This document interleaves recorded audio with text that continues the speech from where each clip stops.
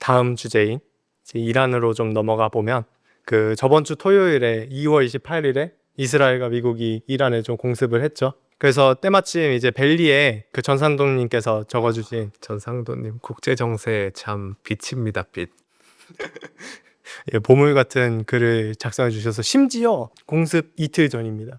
이틀 전에 작성하신 글이라서 네. 사실 우리가 주목하는 건 이제 저번 주 토요일에 있었던 공습이지만 그 작년 6월에도 공습이 한번 또 있었거든요. 이때 이스라엘과 미국이 또 합동으로 공습을 했었어요. 미국이 핵시설을 치고 이스라엘이 IRGC 총사령관, 이게 이슬람 혁명 수비대 약자거든요. 이 IRGC 총사령관인 이 호세인 살람이라는 치려고 했는데 이 핵시설은 타격이 잘 안 됐어요. 근데 이제 이 총사령관은 죽이는데 성공을 했습니다.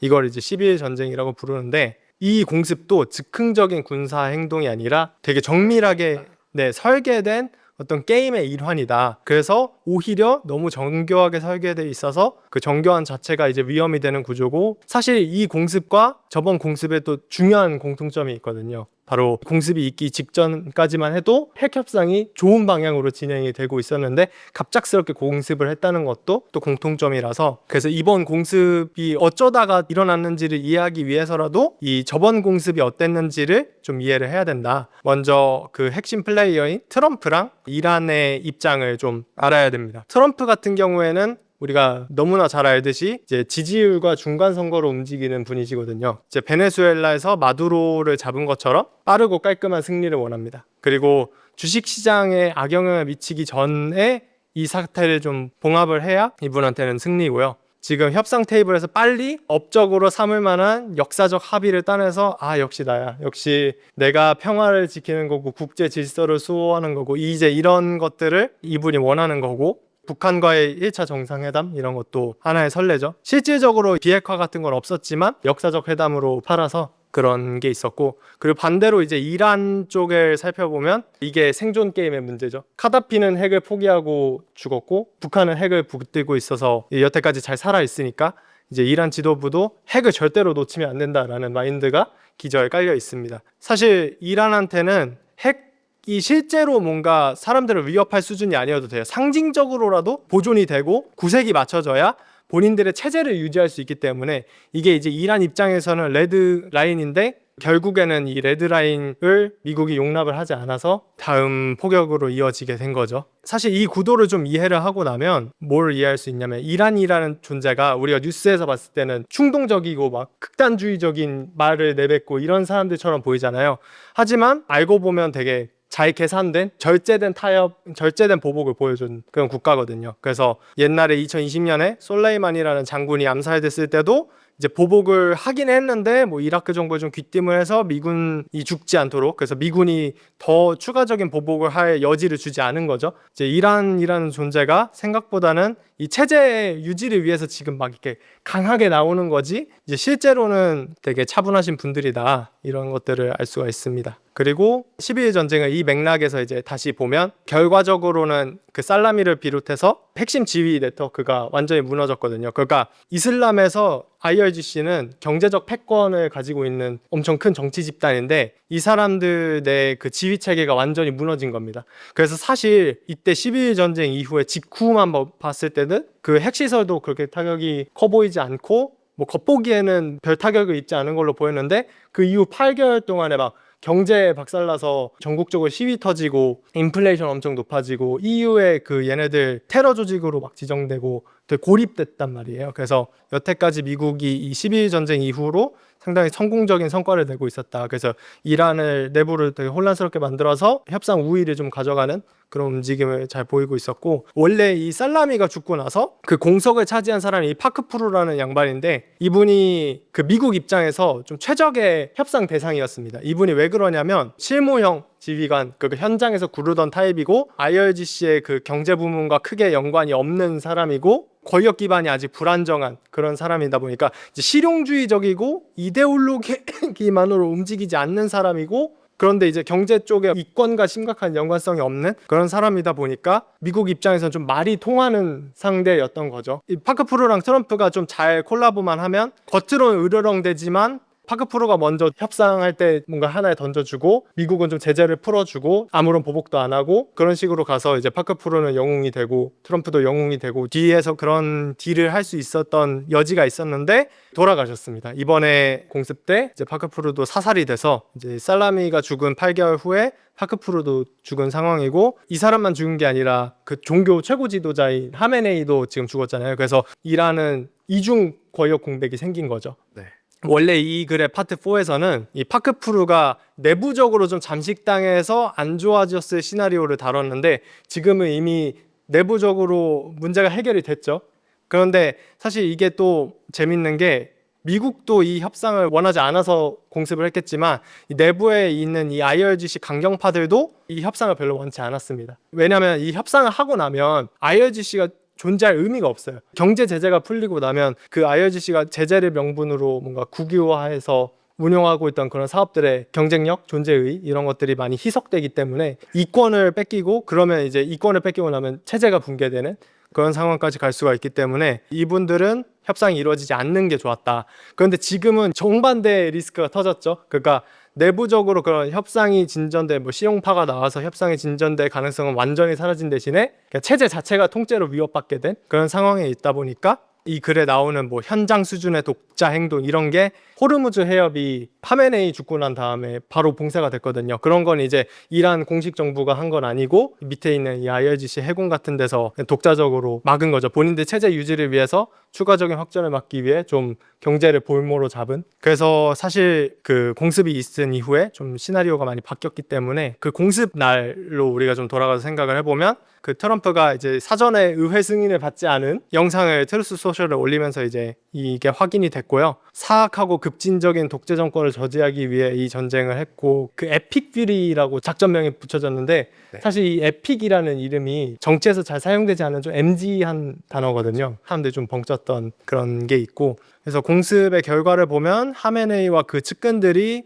상당 부분 다 사망을 했습니다. 그래서 지금 종교 지도자와 IRGC 사령관이 둘 다 사망해 있는 상황이고 뭐 하메네이 사망 이후에 임시 지도자 회의가 구성되었지만 뭐 심각한 권력 공백이 발생했고 호르무즈 해협이 즉각 봉쇄됐고 그리고 또 우리가 좀 눈여겨봐야 되는 게 알리 라리잔이라는 사람이랑 모함마드 모흐베르라는 사람이 실권을 잡았다? 그걸 잡았다. 이거는 근데 이 두 분만 볼 게 아니라 조금 더 큰 그림을 봐야 돼서 권력 공백을 누가 채웠는가를 좀 생각을 해보면 일단 최고 지도자가 죽으면 그 대통령이랑 사법부 수장이랑 그 헌법수호위원회 위원으로 구성된 이 3인 임시위원회가 구성이 돼서 이 사람들이 이제 직무대행을 하는 거고 대신에 전문가 회의라는 집단에서 차기 최고 지도자를 선출을 하고요. 그런데 이제 이 실세로 평가받고 있는 인물들은 이제 행정 쪽이 아니라 이분들은 이제 좀 신학 기반으로 한 행정 쪽의 권력이고 여기는 즉 군사 쪽 권력입니다. 그래서 이 최고 국가안보회의가 이란 내에서도 되게 힘이 있는 의사결정 집단이고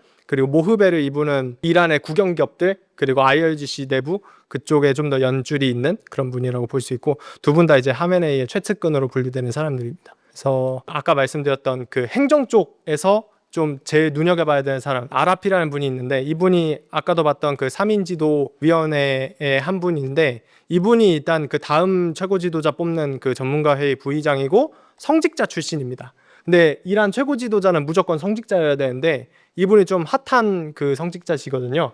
그래서 아무래도 정통성이나 이 파워 측면에서 이제 본인이 될 가능성이 높거나 아니면 본인이 안 되더라도 좀 입김이 가장 강한 인물이지 않을까 해서 이분을 좀 뉴스에서 자주 보게 되지 않을까 싶고요. 이제 총사령관 같은 경우에는 이제 아흐마드 바히리 이분이 이란 내에서도 되게 유명한 급진파입니다. 쿠드스군이라 해서 이제 해외 공작 특수부대 하시는 분이고 그래서 뭐 아르헨티나에서 테러 활동도 해가지고 제재 대상으로 분류된 그런 분이고 내무부 장관을 했었는데 이때 뭐 그 여성분 뭐 히잡 안 썼다고 뭐 시위 유혈 진압하고 그런 걸로 되게 유명한 그래서 사실 그 아까 말씀드렸던 이 아라피 이분도 한 성격 하시는 분이거든요. 그래서 행정 쪽 그 성직자 쪽이랑 그 군사 쪽이랑 내부에서 권력 암투를 벌이고 있는데 어느 쪽이 되든지 간에 상당히 그 급진적이고 강하게 나오시는 분들의 확률이 매우 높은 상황이다. 누가 권력을 잡든지 간에 협상 테이블에 나올 만한 사람들은 다들 아니고요. 이란이 그리고 이제 실제로 보복 조치도 적극적으로 하고 있죠. 그래서 뭐 아랍에미리트에 있는 뭐 호텔들이나 랜드마크들에 미사일 꽂혀서 그 불나고 연기 나고 이런 게 주말에 엄청 많이 돌았었는데,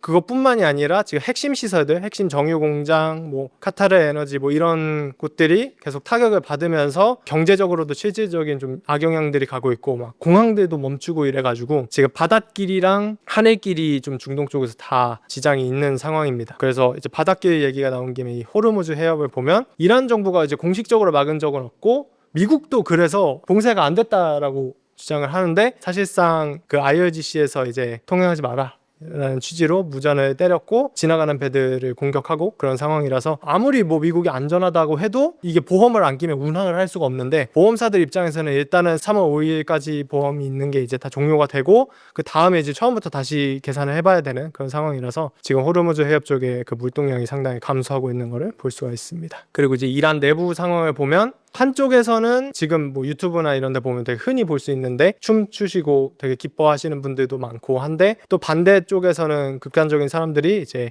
미국 영사관을 공격하고 막 친정부 추모 집회도 열리고 뭐 그런 걸로 보아서 지금 이란 내 여론도 극단적으로 좀 찢어져 있는 상황이고, 그리고 또 좀 지적해 볼 만한 점이, 이분들도 사실 그 미국에 대한 감정은 또 좋지 않을 수도 있다는, 왜냐면 이란 입장에서도 협상을 되게 오랜 기간 동안 미국이랑 협상을 하려고 했는데 뒤통수 받고 정권 바뀌고 나서 백지화가 된다거나 이런 것들을 많이 겪었다 보니까 미국과의 협상에 대한 여론이 좋지는 또 않을 수 있다. 이분들이 자유를 찾는 것과 미국과의 협상을 지지하는 거는 또 살짝은 다를 수 있는 그런 여지가 있고요. 근본적으로 또 이란은 베네수엘라랑 좀 역학이 다른 나라거든요. 그래서 베네수엘라 같은 경우에는 어떻게 좀 지도부를 쳐내고 계속 압박을 줘서 정권을 바뀌게 만들 수 있지만, 이란 같은 경우에는 뭐 성직자 그룹도 있고 뭐 혁명 수비대도 있고 잘 분산되어 있는 여러 개 집단이 있어서 위에 아무리 계속 누구를 쳐도 계속 나오는 구조예요. 이게 되게 큰 네트워크입니다. 더 상황이 나빠질 수 있는 거는 위에 있는 사람들을 치면 칠수록 더 경험 없고 더 극단주의적인 사람들이 나올 수가 있어요. 그래서 계속 사람들이 가는 것도 그렇게 현명한 방법은 아니고요. 그리고 이제 이란 내에서 인터넷은 지금 거의 완벽히 끊겨 있는 상황입니다. 그래서 이란 내에서도 좀 권력을, 체제를 유지하기 위해서 그 압박 수위를 올리고 있는 상황이고요. 그리고 미국 내부에서도 민주당 사람들 지금 다 뭐 반대를 하고 있고, 민주당에서 근데 이게 의회 승인조차 받지 않은 뭐 불법적인 전쟁이라고 하는데, 이게 알아보니까 한 75년간 계속 서로 어느 대통령이 되든 의회 승인을 받지 않고 전쟁을 하셨더라고요. 그래서 이거는 그냥 이제 좀 상투적인, 더 중요한 건 지금 좀 초당적으로 전쟁권한법 결의안이 지금 발의 중인데, 여전히 그래도 공화당이 의석이 더 많은 상황이라서 막을 만한 충분한 의석이 있다는 게 지금 중론이기는 합니다. 그래서 어쨌든 민주당 쪽은 완전히 비판을 하고 있고 공화당 내에서도 일부는 좀 비판적이라서, 그래서 이번 전쟁을 보면 지지한다는 설문이 한 34%밖에 안 되거든요. 대신에 반대 여론이 44%예요. 그래서 미국 역사상에 있었던 전쟁들 중에서도 지지율이 되게 낮은 편에 속하는 그런. 전통은 초반에는 높은 편인데 꽤 아마 물가 때문에 그렇지 않을까 싶긴 합니다. 유가 때문에. 그리고 좀 너무 갑작스럽게 간 측면도 있고요. 그리고 미국 수뇌부에서 말을 하는 그 스탠스는 이제 전면전 이런 얘기는 안 하고요. 작전, 공중 해상 작전, 뭐 4개월, 5개월간의 고강도 작전 이런 걸로 워딩을 하고 있고, 그 마르코 루비오 장관은 이스라엘이 뭔가 이란에 칠 거를 얘기를 들었는데, 그러면 이란이 보복을 할 게 뻔하니까 그걸 사전에 대비하기 위한 뭐 방어적 대응이었다, 뭐 이런 얘기를 또 하셨거든요. 그래서 전면전을 할 생각은 없고 고위직들만 타겟팅된 고도로 정교한 그 작전을 수행할 거다, 좀 이런 스탠스로 나오고 있습니다. 그래서 이제 향후 시나리오를 좀 생각을 해보면, 제2의 독배라고 적었는데요. 1988년에 그 호메이니가 이란 이라크 전쟁을 끝냈을 때도 미국의 그런 보복을 하지 않고, 본인들이 당한 것들도 있겠지만 그냥 전쟁을 접었거든요. 그런 것처럼 이제 이걸 하면서 이 당사자도 이제 독배를 마시는 것 같다, 그만큼 이제 속이 쓰리다는 거죠. 그런 얘기를 하면서도 어쨌든 전쟁을 끝낼 수 있는 그런 사람이 있었는데, 지금은 트럼프는 이제 뭐 우리는 전면전 할 생각 없어요, 뭐 이란에 협조적인 사람이 있으면 그 사람과 이야기할 의향이 있다, 뭐 이런 이야기를 하지만, 지금 이란 쪽에서 이런 호메이니처럼 강력한 지도력을 가지고 그런 이권을 포기하도록 할 수 있는, 내부 불만을 잠재울 수 있는 그런 강력한 사람이 지금 등장을 할 수 있을까? 대한 좀 의문이 있는 상황입니다. 저는 일단은 이스라엘이 지금 빨리 끝내는 거 원하지 않을 것 같아서 기본적으로 이스라엘도 계속 그 군대 안 가는 하레디들 늘어나면서 이제 시간이 갈수록 이란한테서 이제 불리해진다는 강박관념이 좀 있다고 들었거든요. 이참에 이란을 완전 짓밟아가지고 두 번 다시 한 세대에 걸쳐서 못 일어나도록 하고 싶은 게 이스라엘 생각 아닐까 싶어서. 지금 그것도 되게 예리하신 점인 게 저 바로 다음에 그걸 설명하려고 했는데 아까 이란이 핵 협상 포기는 사실상 이제 카다피 꼴 나는 레드라인이다라고 했었잖아요. 근데 이스라엘 입장에서는 이란이 핵을 상징적으로라도 가지고 있는 게 레드라인입니다. 왜냐하면 지금은 우리 뭐 별거 아니고 조금만 뭐 미사일 프로그램을 소소하게 하고 있어요. 이 구색 맞추기인 거 알잖아. 이렇게 얘기는 해도 그게 정권 바뀌고 한 10년, 20년 지나서 이란은 인구 구조상 계속 더 강대해질 거고 이스라엘은 쇠퇴할 건데 그때 가서 그럼 감시는 누가 해요? 트럼프도 없을 텐데. 이제 그런 상황을 생각하면 지금 뭐 상징적으로라도 가지겠다 하는 게 용납이 불가능한 상황인 거죠. 이스라엘 입장에서는. 그래서 실용주의 지도자 자꾸 이스라엘이 죽이는 것 같은데. 다 그럴 수도 있죠. 강경 나올 때까지. 이런 거 말씀하시는 거죠. 은 아니면 납이라는 게 이게 그 협상을 해서 본인이 이득을 가져가거나 아니면 총알을 맞아라 이런 그 비유법인데요. 그래서 이란 지도부의 입장에서는 이게 지금 헷갈리면 안 되는 게 미국이 뭐 내부적으로 그렇게 뭐 전쟁의 정당성이 약하고 하다고 하더라도 일단 그 뭐 4주간의 뭐 작전을 한다고 하는 그 기간 내에는 미국이 절대적인 주도권을 지금 갖고 있기는 하잖아요. 이게 지금 놀랍게도 공습을 하기 전에 나온 실시간 내러티브인데 그 벤스 부통령이 한 말이 이제 강압적 외교라는 그 협상 테이블에 강제로 우리가 앉히겠다 그런 논리를 펼치셨거든요. 그래서 제한적이고 정밀한 타격을 통해서 협상 테이블에 우리가 강제로 앉혀서 우리의 이익을 가져가겠다. 베네수엘라에서 했던 것처럼 이제 이런 거를 천명을 했기 때문에 앞으로 뭐 계속 강하게 나오겠죠. 그래서 저는 이걸 보고 좀 이 밈이 좀 생각이 났습니다. 그 테러리스트 입장에서는 일부러 좀 강하게 나오기 위해서 워딩을 세게 하는 게 합리적인 서로의 전략이었는데 이제 이쪽에서 이렇게 나와버리면 어떻게든 확전을 피하는 게 이 양반들 입장에서도 유리하긴 하잖아요. 그래서 협상 테이블에 앉을 수밖에 없는 그런 처지를 만드는 그런 전략이라고 할 수 있습니다. 하지만 전문가 패널의 의견을 좀 종합을 해보면 여전히 좀 불확실성이 많다. 이 통제를 벗어날 수 있는 그 요소들이 되게 많아서 뭐 대표적으로 이란은 아까 말씀드렸던 것처럼 이념 구조도 있고 뭐 국가기관도 권력이 잘 분산되어 있는 체제가 있고 해서 뭔가 이거를 단기간에 다 쓸어버리기에는 이제 게릴라전을 하기에 너무 좋은 구조라는 거죠. 그래서 이게 단기전으로 빨리 끝낼 수가 있을까라고 하는 의문이 좀 있을 수가 있고, 그리고 이란인들도 이 사건으로 인해서 더더욱 핵무기 보유 필요성을 확신을 할 거라고 생각을 하고, 지금 다들 이제 냉정한 상황이 아니기 때문에 앞으로 한동안 이란 관련 뉴스가 더 나오는 거에 좀 대비를 할 필요가 있지 않을까. 어째 우리나라 걱정이네요. 우리는 유가 오르면 안 되는 경제인데. 그리고 제가 볼 때는 여기 보면은 중국도 지금 베네수엘라랑 이란한테서 원유 수입 많이 했을 텐데 중국도 발등에 불 떨어졌고, 지금 제 느낌은 중국에서 이란 쪽으로 좀 뭔가 제스처를 취하지 않을까? 정전하라고. 양회 전인데 그렇게 유가 급등하고 하면은. 사실 트럼프도 지금 미중 협상 이전까지 이 사태를 좀 마무리하는 게 좋을 만한 그림이기는 하죠. 그래서 이 인사이트는 이제 신라면 블랙님께서 적어주신 원유 관련 인사이트인데, 이것도 이제 침공 다음 날 이제 3월 1일에 이제 올라온 글인데, 이제 우리가 이란과 미국의 그 역학에 대해서는 이제 알았으니까 원유 시장의 상황이 좀 어땠는가를 좀 살펴보기에 좋은 글이라고 생각을 해서 가져와 봤습니다.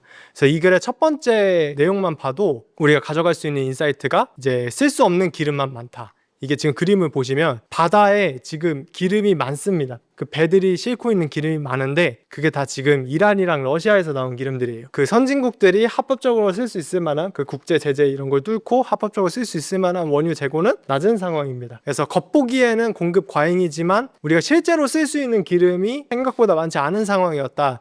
그래서 이제 원유 가격이 이제 공급 비탄력성이 좀 있다는 소리죠. 이 상황에서 호르무즈 해협이 이제 봉쇄될 위험에 빠진 겁니다. 근데 호르무즈 해협이 많이 비중이 높거든요. 그 원유 유통량이 20%가 여기를 오가요. 그래서 이게 단기간에 메워질 만한 규모는 아닙니다. 일단 어딘가에서 일시적으로 뭔가 땜빵을 할 만한 용도도 아니고, 그리고 또 이게 문제가 되는 게 중동에 뭐 오펙 같은 데서 증산을 한다라고 했을 때 예비로 둔 유전들이 있을 거잖아요. 근데 그 유전들도 호르무즈 해협을 통해서 유통이 되기 때문에 상당수가, 특히 사우디에서 나오는 유전들은 그런 게 많기 때문에 예비 물량이 있고 증산을 한다고 해도 여기서 걸려버리면 이제 답이 없는 그런 상황이 있는 거죠. 그래서 지금 원유가 상당히 취약점이 있는 상황이다, 이렇게 해석을 해볼 수가 있고요. 그래서 육지에 당장 꺼낼 수 있는 기름이 없는 상황에서, 그러니까 스톡이 없는 상태에서 이 호르무즈 해협이 막혀서 대체제가 없으면 에너지는 수급에 아주 민감할 수밖에 없는 이유가, 우리 냉동 창고 오늘은 그냥 냉장 안 하고 두자 뭐 이럴 수가 없는 처지에 있는 에너지원들이 많잖아요. 하루라도 에너지가 좀 비는, 수급이 비는 날이 있으면 큰일이 날 수가 있기 때문에 이런 부분에서 가격에 좀 오버슈팅이 발생을 할 수가 있다, 그런 리스크가 있다, 이렇게 해석을 해볼 수가 있고요.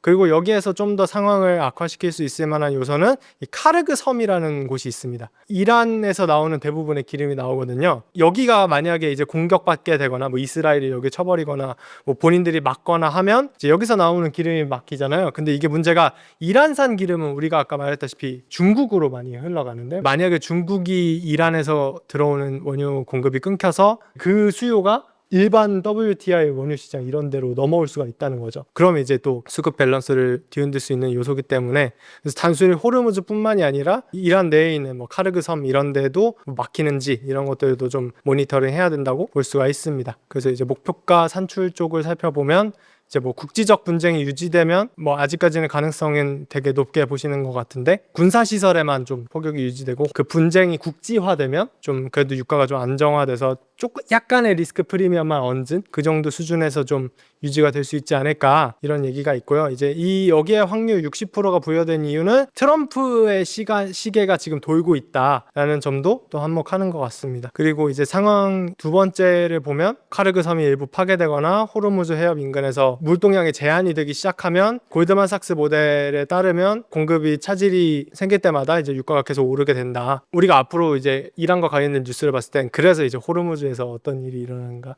카르그에서 어떤 일이 일어나는가, 이 키워드들에 좀 계속 집중을 해야 되는 상황이다 볼 수가 있습니다. 그리고 이제 더 나아가서 만약에 이제 호르무즈 해협이 완전히 폐쇄가 되거나, 지금 당장은 완전 폐쇄에 가깝죠. 일단 지금 당장은 좀 이게 지금 현실화되어 있는 상황인데, 이 상태로 유지가 계속되면 가격이 $100 이상으로도 일시적으로는 뚫을 수가 있다, 그런 이야기가 시장에서 돌고 있습니다. 제 매매 시나리오, 매매는 이제 어떻게 할까라고 했을 때, 사실 이미 유가가 꽤 올라서 에너지 주식들 이미 많이 올랐거든요. 그래서 이미 가격에 중동 갈등이 많이 녹아 들어가 있는 상황이라서 앞으로 그 실질적인 조치들이 계속 유지가 될지, 그러니까 이란이 석유 시장을 볼모로 잡는 그런 상황이 계속 유지가 될 수 있을지, 그런 부분을 좀 점검해 나가면서 대응하시는 게 중요할 것 같다라고 생각이 들고요. 그 원유 ETF의 변동성이 좀 부담스럽다면 좀 에너지 섹터 관련 주식들 포트폴리오에 집어넣으면, 특히 어제는 또 정유주가 되게 많이 올랐거든요. 뭐 마라톤 페트롤리움이나 그런 회사들을 사면 원유 가격 상승 그 자체에 베팅하는 게 아니라 이후 달에 있는 그런 부가가치에서 또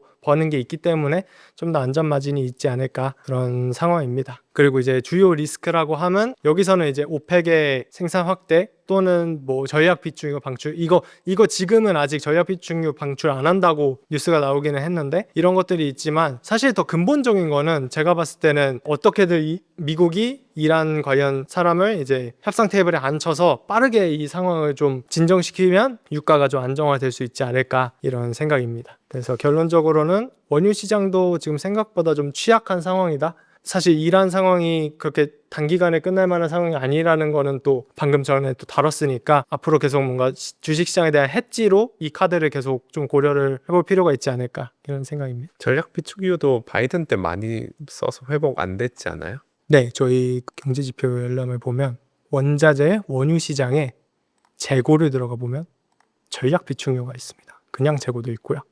쿠싱은 별로 안 중요해서 이거 두 개만 보시면 되는데, 네, 최근 10년을 보면 그렇죠. 아직 못 채웠는데. 네, 아직 안 채운 상태에서 달리고 있죠. 네, 좋습니다. 어쨌든 오늘 이란에 대한 얘기를 쫙 정리해 봤는데,